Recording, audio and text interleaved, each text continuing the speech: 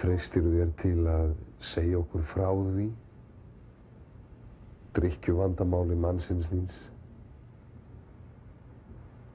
Já. Hann óttalegur drykkjukall.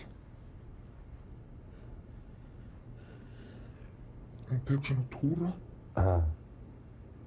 Hann tekur svona túra, sagði ég. Fyrirgefðu, ég heyrði ekki alveg hvað... Ég sagði að hann tæki svona túra. Já.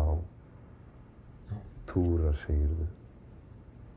Hvað gerir hann á þessum túrum? Hann til alls líklegur. Einu sinni þá málaði hann húsið okkur í ógeðslegum lit. Svo eyði hann símareikningnum í drykkjulínuna. Fyrirgefðu, hvað? Hann fer með símareikninginn í drykkjulínuna. Svona lína sem þú getur hringt í og eignast drykkjufélagi gegnum síma. Svo þurfur ekki að fara á barinn. Eitthvað nýtt frá Póst og Síma. Ég skil.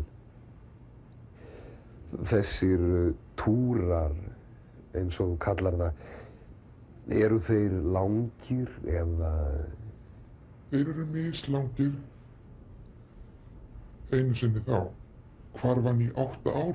8 ár? Já.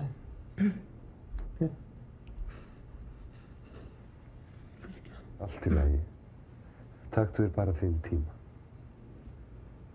Svo fékk ég póstkort frá Líma.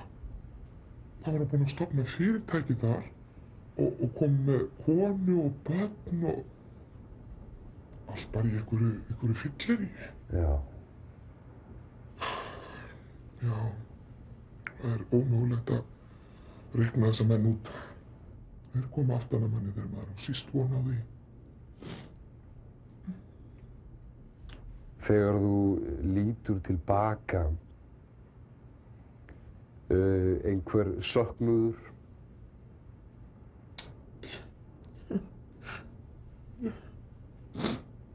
Jóka mín! Af hverju dreigir frá þetta?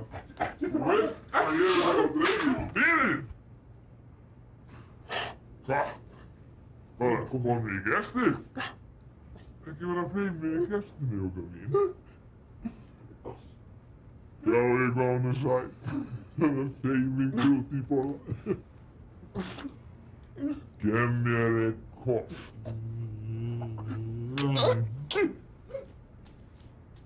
Ertu feimin, Jóka mín?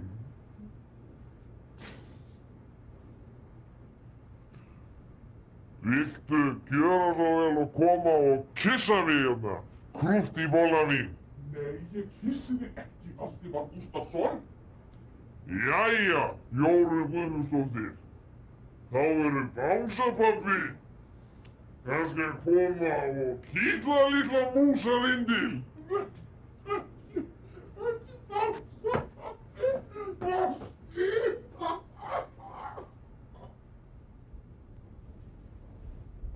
Pabbi fullur.